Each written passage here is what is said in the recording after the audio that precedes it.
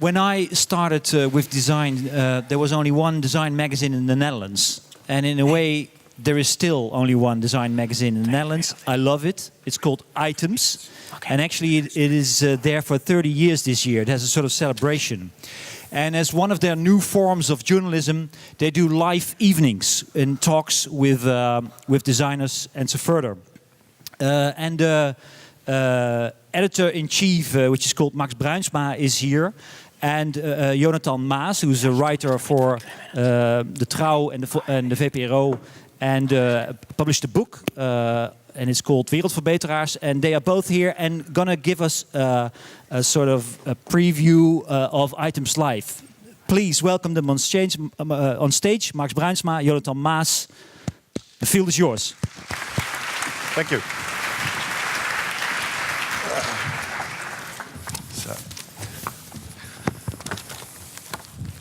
Oops, don't forget your glasses. Right. Welcome to Items Live at What Design Can Do. We are going to talk about basically what Esteban Ucros in his presentation said was the central question, what the hell it means to be a designer. We have three guests with which we are going to tackle this subject. May I welcome all three of them to the stage. Jimmy Loiseau of Auger Loiseau, Daan Rozengaarde, Studio Rozengaarde, en Ekim Tan, architect and urbanist.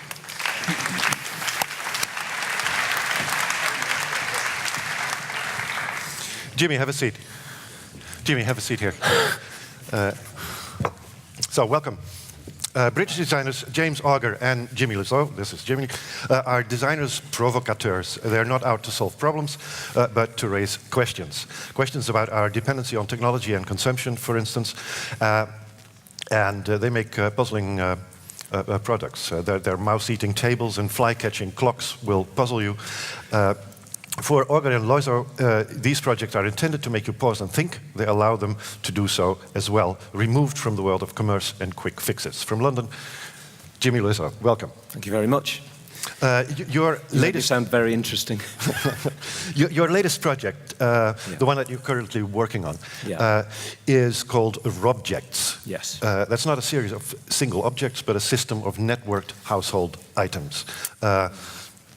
How does it work? What does it do? Okay. Well, it's a huge, sprawling system that hasn't been completely defined yet. But we've taken on big issues in the past. We've dealt with your afterlife, and we've looked after that. Mm-hmm. And that's all safe now. And now we want to look after your children and you. How? We are proposing a set of robotic artifacts that will come into the home and will kind of give us another version of what robots might be like, or the robotification of our homes might be like. And what does the network do?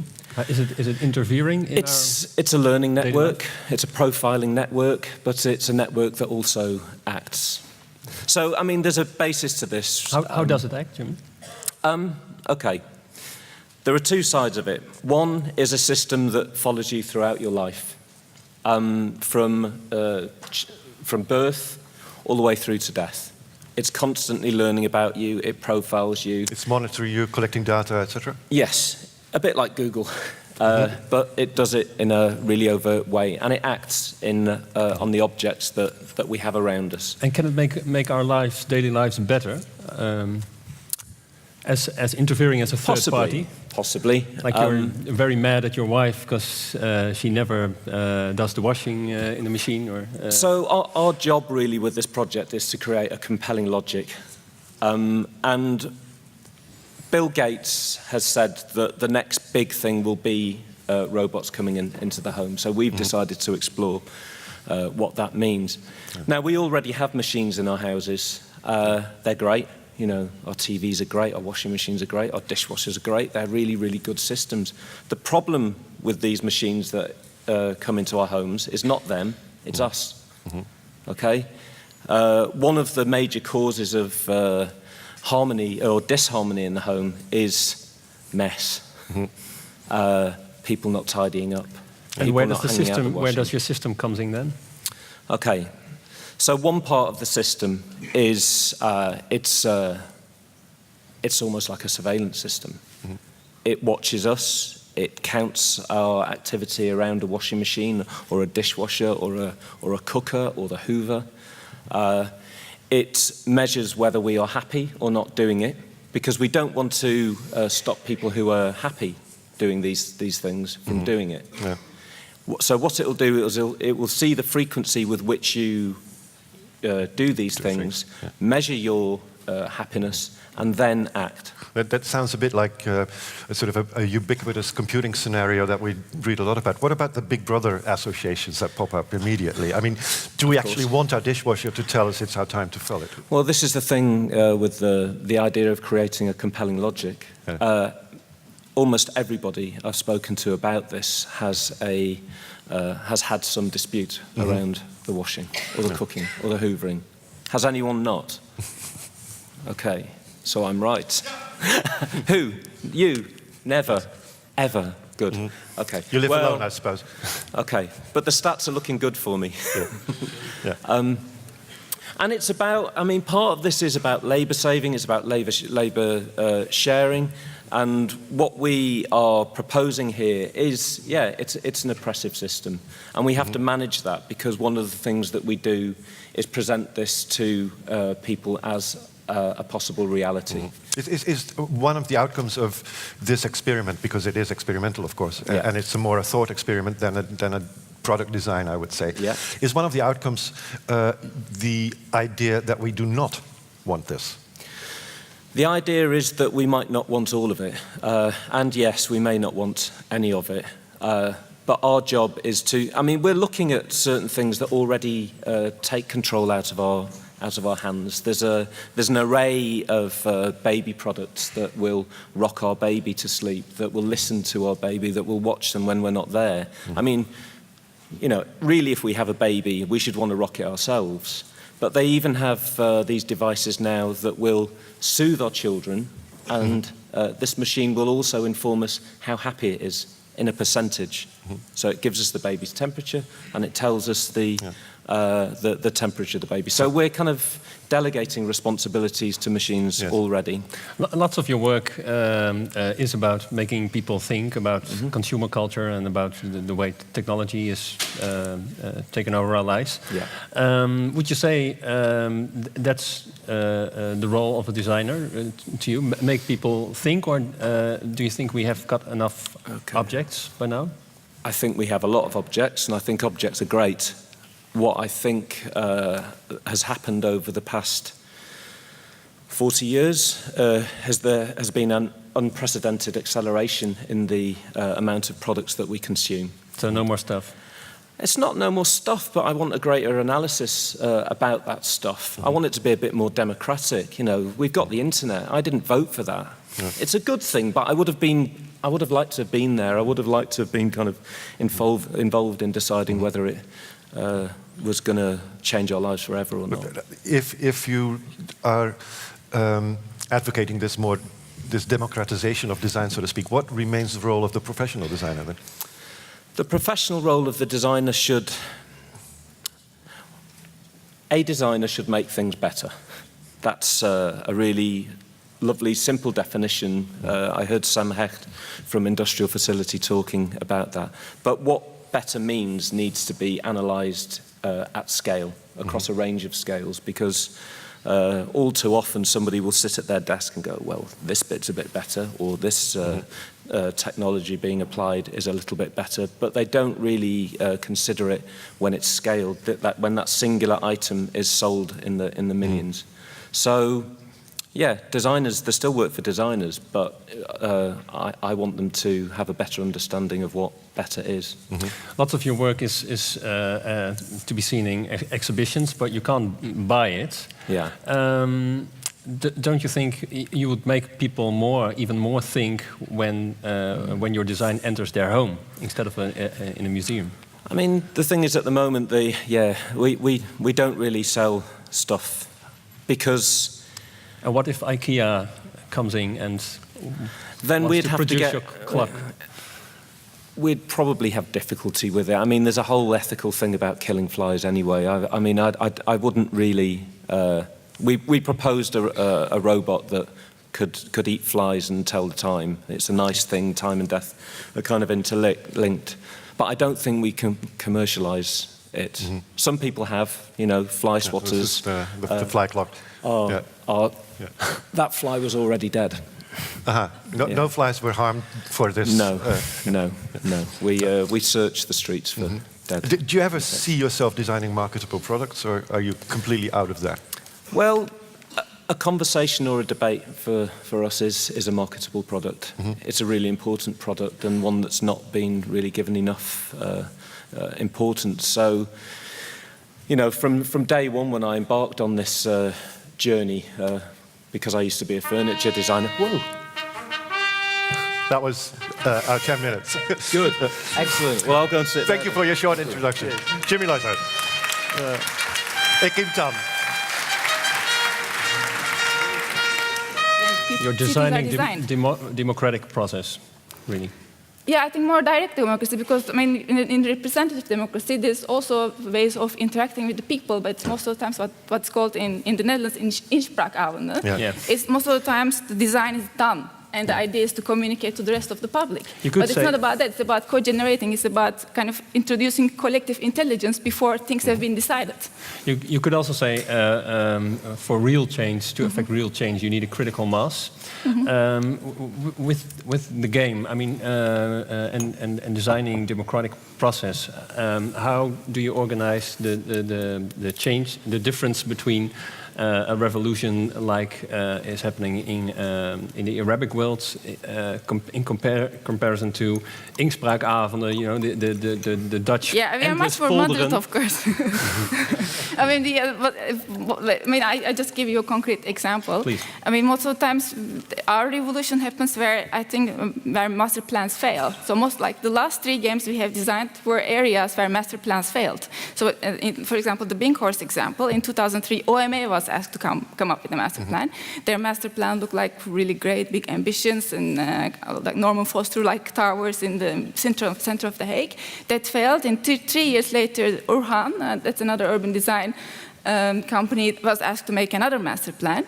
And their plan was a little bit much more moderate, and they're also a company who kind of tries to bring in people together. So that takes the features of OMA plan and then kind of makes it a bit more moderate. And then that master plan in 2006 also failed. And at this moment in the city hall, nobody knows what's going to happen with Binkhorst. And that's where we come in. We are hired by the city and Strom to kind of let's think about this together with all the stakeholders who are owning businesses in Binkhorst, are for the first time together and trying to generate something. And does it work? Does it lead to plans that can and are being built?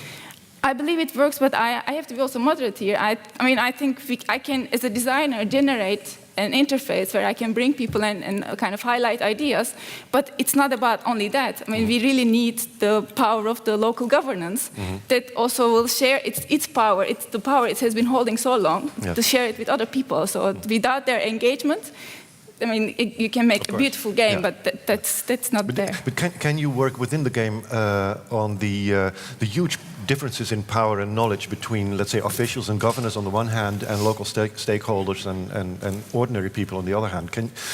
Does that even out in the game? I really believe that games are one of the best interfaces that can do that. Because what you are talking about, simple rules. You're talking about an interface where we can all touch and see right at that moment, visualize and physically touch it. And we are all designers, non-designers doing it. So I think that's kind of works both ways. You're a professional designer, you start realizing what a non-conscious designer, I want to call it. Well, all of us are designers, but we are not conscious of it or are not educated for it. All of a sudden, what these people are asking from the city. So you are getting input, and on the other hand, the non-professional also start understanding, hey, what is the designer doing? So don't you ever want to build yourself? Yeah, sure. Yeah, of course. Because you're more an arbiter here, or a leader of the game. You organize the structure. But don't you? Yeah. So far my agency has been making the rules. I mean, that's kind of you're the god in the just. So you're not allowed the to build. scale of the game. Yeah. But I mean, some of the ideas that are happening in the game, for example, jumping also into reality. So, for example, in the Amsterdam Noord game, there were 2 ideas. Now, still, the people who generated the idea with other people are pushing for reality. Like one idea was the public oven. So, one Moroccan lady who came up with the public oven idea is now also on our website. She is collaborating with other people to kind of set it up in Van der Pekbuurt. And the other idea was that also an architect came with and floating a swimming pool in front of the River. So these are the ideas coming out of the game, and we are kind of supporting or following them. Yeah. But I think that's kind of for me the ultimate goal. Maybe not myself, I want to sign a building or whatever, it's not in that sense, but kind of really make sure that games can be part of the urban planning process. Yeah. So basically this is your design. Yeah, that's what you do as a designer also. Yeah, that could be our contribution to planning. Mm-hmm. Okay, thank you, Akim, for this very short but insightful introduction to playing the city. Of course, you have several websites where we can see more information. Play and responsecity.org. Okay. Thanks very much. Keep down.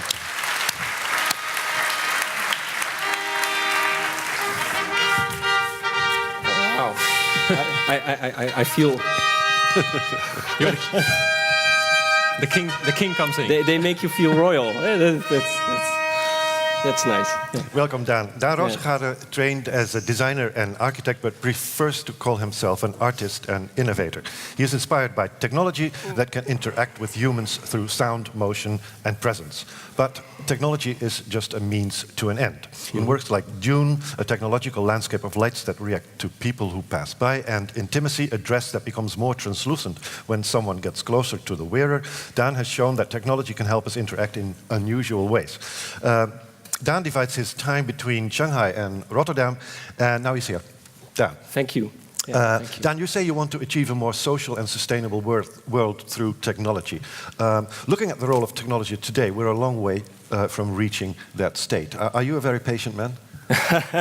No. Thanks for the introduction, by the way. Then we can sort of skip the foreplay. I think... if it's going to happen, the designer or the design scene should be pushing it. So no, I'm not a very patient guy, but we have to start from somewhere. Yeah. But what do you mean? What do you mean by that question? Well, you know, in terms of innovation, the industry is a very slow system. In that way, and it takes ages for real change to take place, and not just details in the system. And some of your proposals is, if we look at it, are rather radical. I mean, a dance floor that generates its own energy, a dress that you can. But gives a whole new I think meaning to see through. That's the fun part of being a designer. You're sort of half priest, half entrepreneur. On one hand, you have an ideology and a vision, and on the other hand, you can build it, you can make it happen, put it out there. And as we live in this over-relationalized, over-digitalized little world, you can have a huge connection with that and create an impact with very little people. I think the other speakers showed that as well. So yeah, for sure, you have the early adapters, the actual implementation. If it will become the new default, that's a whole other story. But for sure, it's our job to realize and to make these dreams come true. You've also said by repeat that you want to have relevance now. These days. But that seems like going to a bakery and ask for something that stills your hunger. That's which designer would not say that? Can you give an example of what change and what sort of relevance you want to have now? I mean, is your latest project, the Sustainable Highway, an example of that? Well, I think what is the overall vision is, so to speak, that we live with this technology is becoming is jumping out of the computer screen and is becoming our second skin, our second language, so to speak. And that's what you said. The internet was invented, and nobody asked to bother to ask us, so to speak, or it's sort of, and maybe that was good in that way. But so I think it's an interesting thing where you see this technology as a second tool, but how do we integrate that in our everyday life? And the vision should be, in my opinion, like you have a George Orwell scenario where you say, okay, it's dominating, it's government, it's control. Or you say, no, it's Leonardo da Vinci methodology where we can learn how to fly, cure diseases, Ray Kurzweil, et cetera, et cetera. And so it's more connected to an ideology than a technology. And I think if you go out then and with this sort of desire to update reality, I think that's can you what we portray should do. It becomes interesting. And Hyman's project, Smart Highway, for example, is a sort of exactly that Westside story. Two gangs who don't belong to each other, sort of very good but very conservative road manufacturer, and a sort of innovative artist slash architect slash innovator like me, but with a love for Dutch landscape. But for a car driving person, what would it be like to drive? Maybe good to explain, otherwise we have no context. We made sustainable dance floor which generates electricity when you dance on it. And one day I was sitting in the car and was wondering, how does it become that we talk about design and these roads sort of hack our landscape immensely, but nobody really in that way thinks about them. So we started thinking about how can we integrate that more and make it more an active interface. Did some research.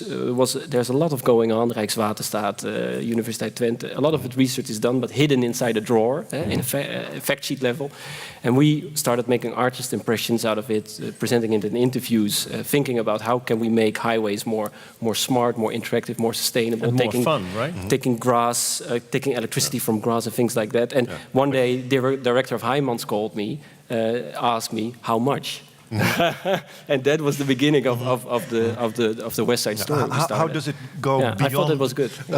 Just mining the highway for energy. I mean, the energy is produced by a system called induction, by cars driving over it, and that generates electric energy that you can use for streetlights, et cetera, et cetera. How does it go beyond that kind of purely technological? Exactly. Because I think it's much bigger than that. It's just how do we want our future landscape to look like, and mobility, and that's the cars. question.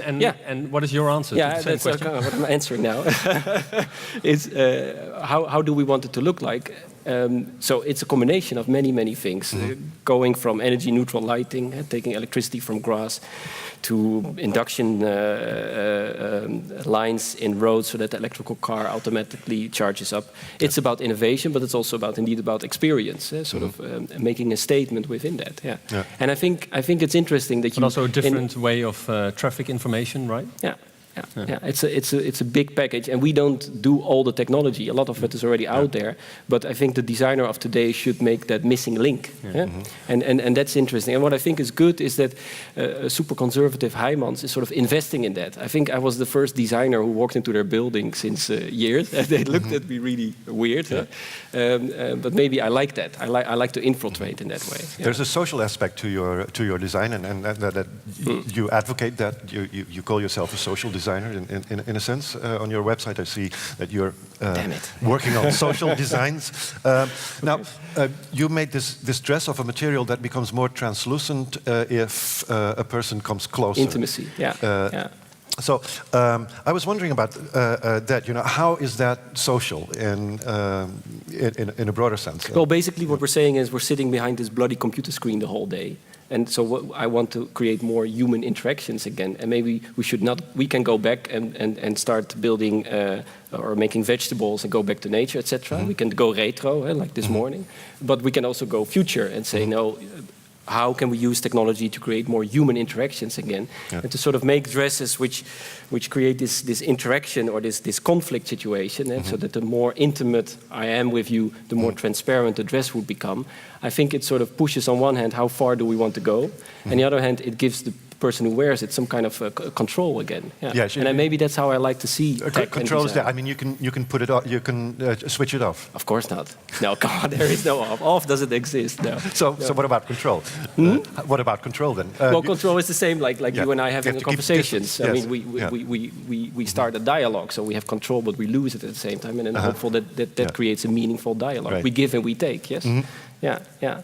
And so how can we use tech and design to create this kind of poetry and future visions about how reality should look like? Basically, for me, on one hand, they're art and design, on the other hand, they're sort of prototypes, how potentially our future could look like. Yeah. And in that way, I'm just one little meatball in the big soup bowl, so to speak. But it's fascinating, and to make it and to put it out there and see what happens. Yeah, so your role as designer is initiator. I'm a positive pain in the ass. Yeah, a positive pain in the ass. That should be. That's what Heijmans told me, and I think maybe I should put that on the website instead of this social design term. Coming back to the question of patience, how long will it take before we will all drive that? 3 to 5 years. Yeah. That's pretty fast. That's pretty doable. And where is the highway going to be? Good question. Yeah. Where do you think? Well, I mean, there are many places. I mean, Rotterdam is, for example, saying that they want to make the inner city car-free, a Clinton Agreement, reduction of CO2, etc., etc. I said, don't do less, but do more. So place it there, the first 200 meters. But on the other hand, maybe, it could happen anywhere. Yeah. But you're right. I think maybe that's what you and I talked about when we were doing your book thing. It's not sci-fi. It's not like, oh, what if we can make tomorrow. It's not a utopia. Like, no. Let's sort of hack reality, find the people who can make it happen, and do that. Yeah. Thank you. Nice. Daan Roosegade, thank you. We can't wait to see your highway. I'll take you for a ride. Thank you. Yeah. Thank you, my guest.